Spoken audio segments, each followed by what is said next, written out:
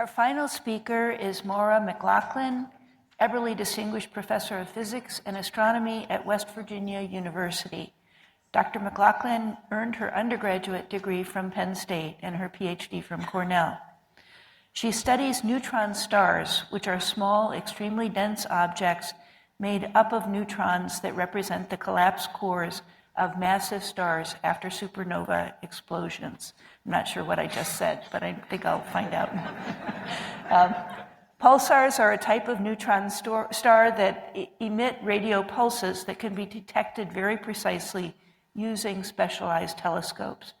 Dr. McLaughlin is an expert in detecting these pulses and by measuring them, using them to find evidence of gravitational waves. Astronomy is over my head, both figuratively and literally, but I know we are all looking forward to hearing her talk about her stellar work.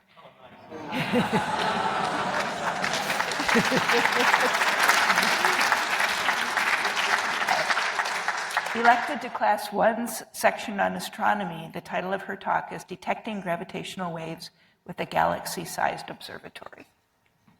Thank you.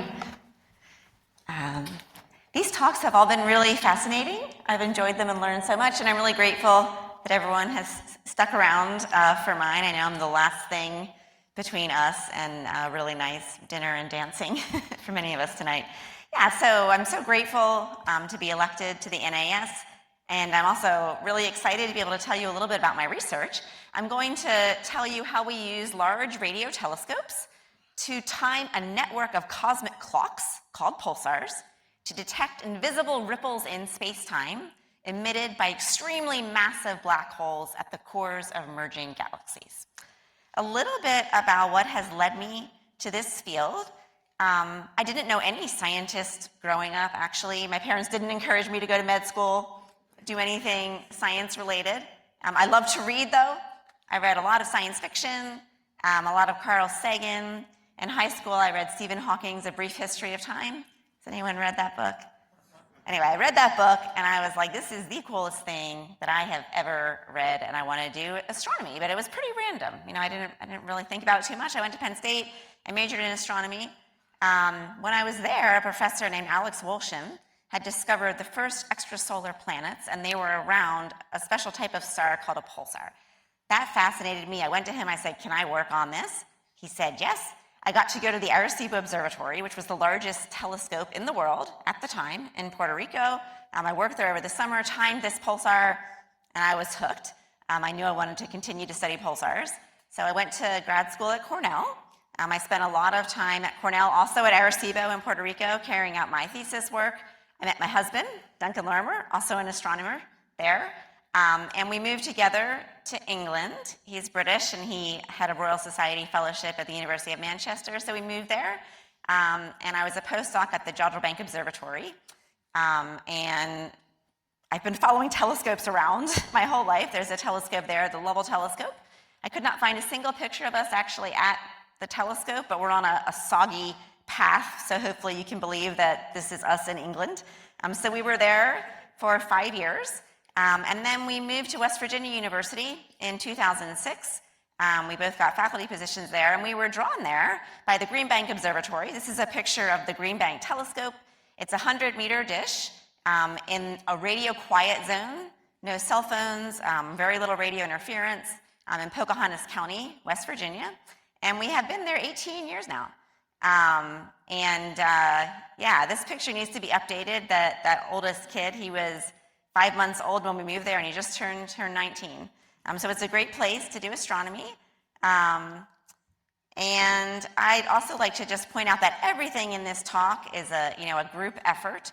I've been very, very fortunate to work with amazing collaborators in a collaboration called NanoGrav, which stands for the North American Nanohertz Observatory for Gravitational Waves, and another one called the International Pulsar Timing Array. And of course, none of this work would be possible without funding, a large amount of funding from the National Science Foundation, the Moore Foundation, and other agencies.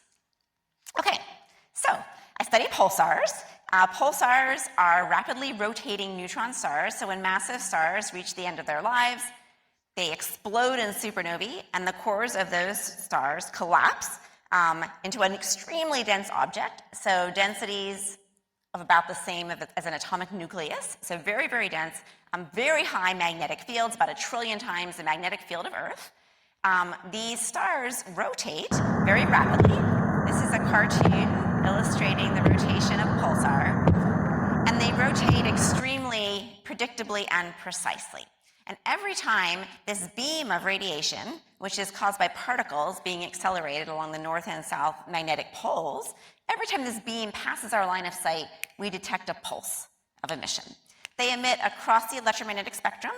All the work I'm going to describe today is based on observations with radio telescopes. We know of about 4,000 of these objects, and about 600 of them are a very special kind of pulsar called a millisecond pulsar, and those are the ones that rotate with extremely short periods. Okay, so these millisecond pulsars are truly cosmic clocks. They're incredibly stable rotators. I tried to predict exactly when, oh my gosh, okay, I'm really proud of myself. It is 4:31. So I tried to predict exactly when I would be at this point in the talk. Today, at exactly 4:30 p.m., I can tell you that the rotation period of this particular pulsar that we are studying is 1.557806529452405 milliseconds.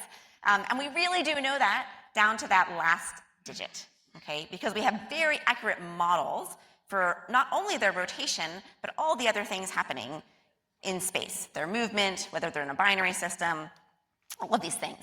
Furthermore, I can tell you that on May 15th, 2033, when our 14-year-old son hopefully graduates from college, the spin period of this pulsar will be 1.5578066162284 milliseconds.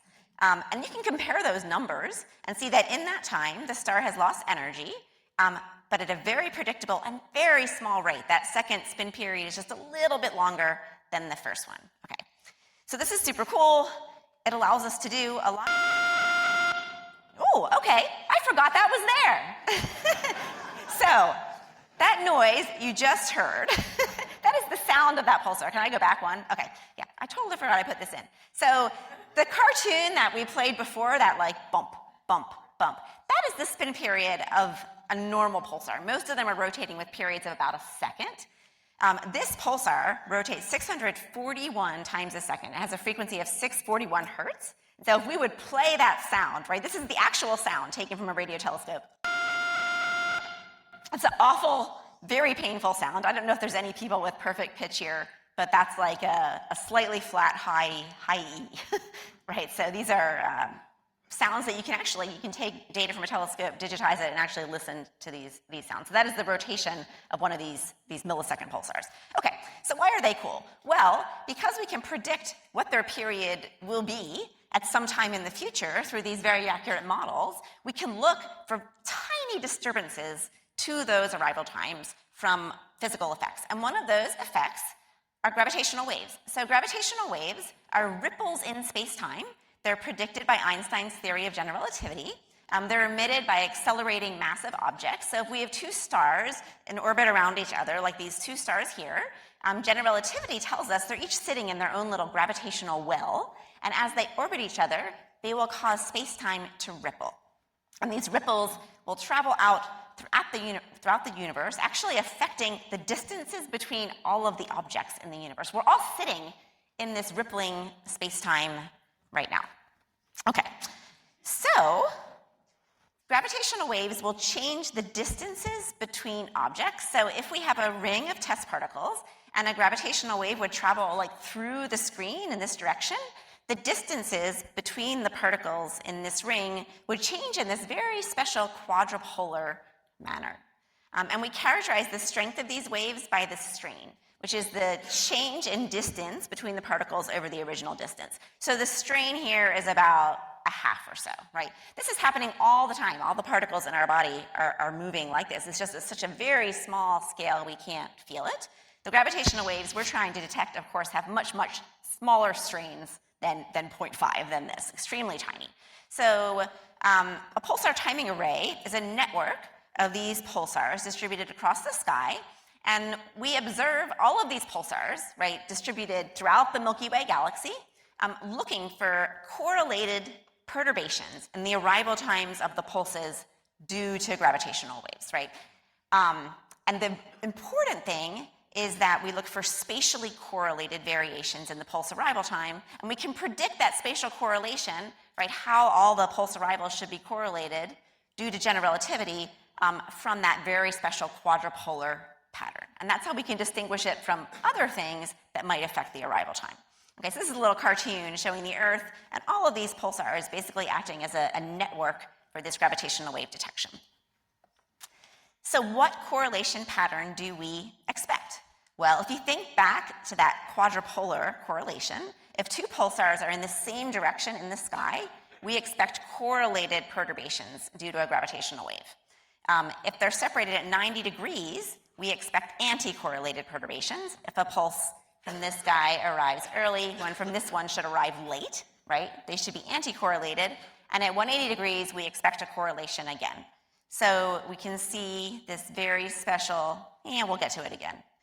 This blue line is the pattern that we will look for in our times of arrival from all of these pulsars as a function of the angular separation of the pulsar. So it's this signature that we're looking for in our data. Okay, so just a little bit of perspective. How many people have heard of LIGO? Almost everybody, right? So LIGO detected gravitational waves years ago, back in 2017, and LIGO is sensitive to gravitational waves with very high frequencies. So gravitational wave events that happen on short time spans, like in less than a second, right? And so LIGO detects the coalescences or the mergers of black holes and neutron stars that have masses like about the mass of the sun, maybe to 10 times the mass of the sun. So not very massive stars, very short time scales. Pulsars are at the opposite end of the gravitational wave spectrum. Pulsars are sensitive to frequencies of, say, 10 to the minus 8, 10 to the minus 9 hertz. That's why we're nanograv. And the reason for that is that we analyze data spans that we've built up over years to decades. So you can think about, our strain sensitivity. A very simple way to get at it is to estimate it as the precision with which we can time these pulsars, which is like a couple hundred nanoseconds on average. Over the time span of our data, which is about 15 years, that's a strain of about 10 to the minus 15. So we're sensitive to changes in distance of 1 part in 10 to the 15 along the line of sight to our pulsars. That's not as low a strain as LIGO can detect. LIGO is going down to like 10 to the minus 22 or so. However, at these very long orbital periods, we expect there to be extremely massive black holes at the cores of galaxies that have merged that emit gravitational waves at this level of strain. There are sources out there for us to find. We can detect these sources individually, like gravitational waves from just one of these extremely massive black hole binaries. We can also detect these gravitational waves as something called a stochastic background, which is the superposition of all of the gravitational wave sources in the universe emitting in the frequency range to which we're sensitive. And there's a little cartoon here showing the spectrum of that stochastic background, so like how much power is expected in that gravitational wave background versus gravitational wave frequency. And you can see it's what we would call a red spectrum. It has a lot of power at the lowest frequencies with an index, a power law index of like -4, so that doesn't matter too much. Okay, so don't have too much time left, so I'm going to move a little quickly now through our results. So what we do is we observe about 70 of these millisecond pulsars at a range of radio frequencies. Currently, we're using the Green Bank Telescope in West Virginia, we're using the Very Large Array in New Mexico, and the Chime Telescope in Canada. I'm going to tell you about the results of our 15-year data set. That data set is based mostly on data from the Green Bank Telescope in West Virginia and the Arecibo Observatory in Puerto Rico, which sadly collapsed in 2020. And so we stopped the data set at the day we lost access to that telescope. So the results I'm going to tell you about are based on Green Bank and Arecibo results. Okay, so just one plot. This is really messy. This is the data that we look at. We calculate residuals, which are basically the differences between when a pulse from a pulsar arrives on a particular day and when our very best model tells us it should have arrived, right? So if we understand everything in the universe that is happening to these pulses, all of these residuals would be 0, right? And you can see they're mostly scattered around 0. This is just, I picked 3 pulsars for examples, right? The error bars mostly encompass 0. This is 15 years of data. The colors are different back ends, different instrumentation on different telescopes. But there's some that aren't zero, right? So there are some things that we don't understand in our data, right? Points that are lying off zero. There might be some noise in the data. That's fine, because we are looking for a correlated noise signature among all the pulsars. We're not looking for these gravitational waves in any one. We're looking for this very special spatial correlation, which really can be due to nothing else but these gravitational waves, because it has this special quadrupolar signature. So we create data sets every few years. We started our collaboration back in around 2000. Well, actually, we started in 2008, but we had some old data for other stuff that we sort of like added to the data set. So our data starts in 2005.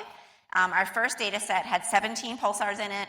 Our next data set at 9 years had 37 pulsars, and we keep adding pulsars to the data set. So we spend a lot of time surveying the sky for new pulsars to add to our data sets. And our most recent data set, our 15-year data set, had 68 pulsars in it. I'll just be like, I have 2 more minutes just to, okay, cool. So I'm going to show you some of our results, and this is embarrassing after looking at these like beautiful pictures of butterflies, and I'm showing you a plot like this. It is not beautiful. It's really basic, really kind of messy. But this shows what happened when we took the 37 pulsars in our data set of 11 years span, and we cross-correlated the timing residuals over angular separation. The black points are our data. The blue line is what we would expect if there were gravitational waves in the data. Does anyone see any correlation there? Not really. No, it's more consistent with no gravitational waves, no correlation. In our 12.5-year data set, you can see the error bars got smaller. Maybe there's some hints of some of those points lying on this curve, but there's no statistical detection of gravitational waves in this correlation plot either. We did see a noise, though, a low-frequency hum that was in common among all of the pulsars. And this was very significant, and we were pretty sure it was gravitational waves. This was about 5 years ago, but we didn't yet see this characteristic spatial correlation. So we were very excited to get our 15-year data set done. And when we analyzed the results of our 15-year data set with 68 pulsars, we see this very special correlation where we see a positive correlation at 0 degrees, a negative correlation at 90 degrees, and a positive again at 180. And this may look like, so what if you haven't been spending 15 years of your career looking for this very special correlation? But I cried the first time we made this plot and I saw this correlation. This is about 3.5 to 4 sigma evidence, so about 1 in 10,000 chance. However, it's also been seen by collaborators worldwide who have looked at their data in similar ways. So we know this is real because it's in all these data sets. Okay. Finally, what is it, right? So this is just a detection. It doesn't tell us anything about the astrophysics. It is consistent with arising from a population of very massive black holes at the cores of merging galaxies. We can tell that by looking at the spectrum. These gray kind of violins are the spectral constraints at different gravitational wave frequencies, and the blue band is power law fit. The dotted line is what we expect from supermassive black hole binaries. It looks pretty good. It's not exact. We don't expect it to be exact because that, expected spectrum is based on very simple assumptions, and we know it's more complicated, and that's why we're doing this, because we want it to be more complicated and constrain this spectrum. However, it could also be something very exotic. It's also consistent with gravitational waves expected from topological defects in spacetime called cosmic strings. It's also consistent with gravitational waves that could be emitted at the very earliest stages of the universe after the Big Bang through cosmic inflation. So we don't know what it is yet. We're working hard on it, and in order to figure out what it is, we need bigger telescopes, and we need more pulsars. So Nanograv is contributing to the development of a telescope called DSA 2000. It would be built in a valley in Nevada. It would have 2,000 small dishes. We'd get about a quarter of the time, and we'd be able to figure out the origin of these waves and also start detecting individual supermassive black hole binaries and cataloging the sky with all of these, massive binaries. And this is my last slide.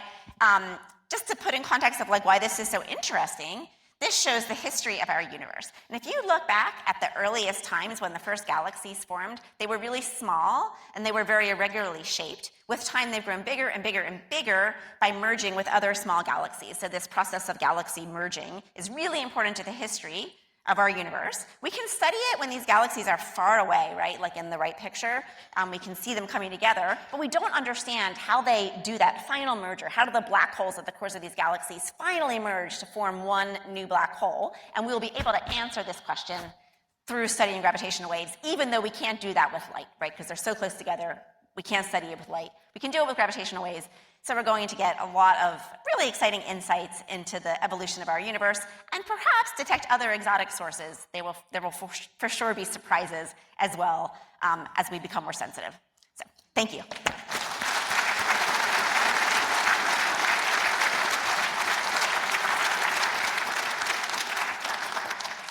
That was out of this world. Any questions? I'm the last person, so everyone is probably looking forward to getting out of here.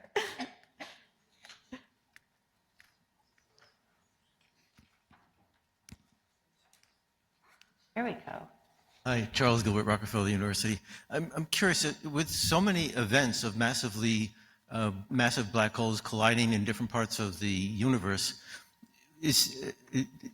shouldn't these gravitational waves be produced at different frequencies and phases and sort of interfere with one another to form up something more complex in terms of a wave pattern than just, I don't know whether the pulsar detector should just give you a single picture like you show, or it would be more complicated than that. That's a great question. So the thing that we detected so far is the stochastic background. And indeed, that just looks like noise, right? It's all the waves are interfering with each other in complex ways. What we are detecting when we see that background is the motion of the Earth in this sea of gravitational waves.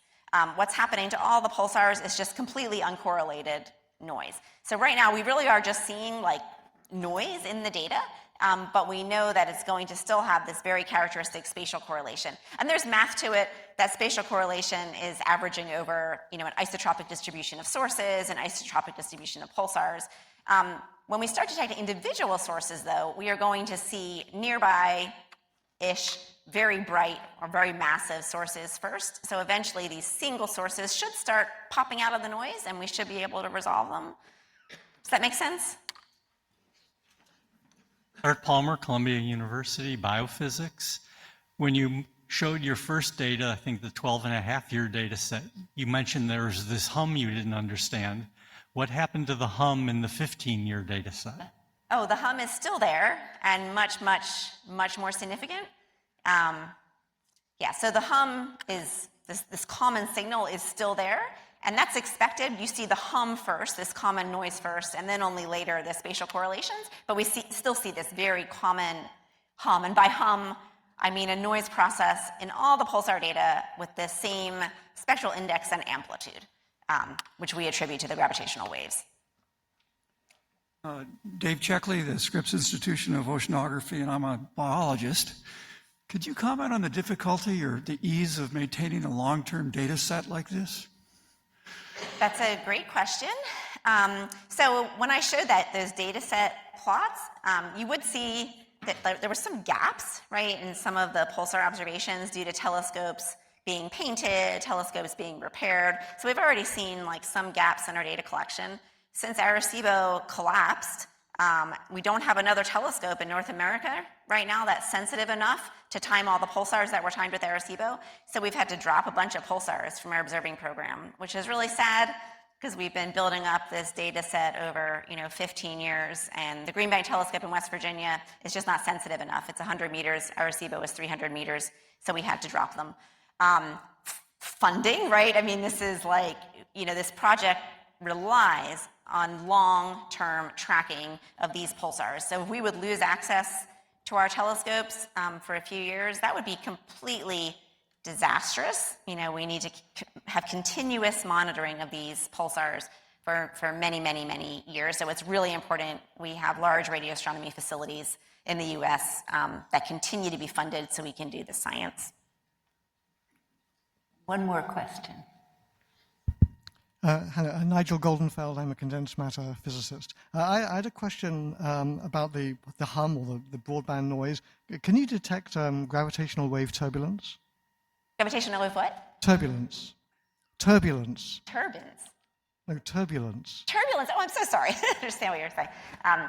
Yeah, my husband is British, so I should be used to accents. But, Exactly. gravitational wave turbulence. I mean, we detect,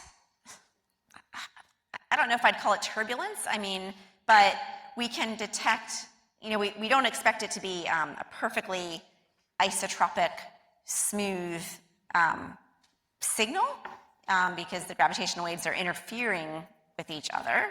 I don't know if I'd say that's really turbulence, but we can certainly look for anisotropy and noise in the spectrum. We will expect noise in the spectrum due to individual sources. Right, but turbulence can give you these parallel spectra, like the sort that you were showing, and that's why I was wondering if that's what that was.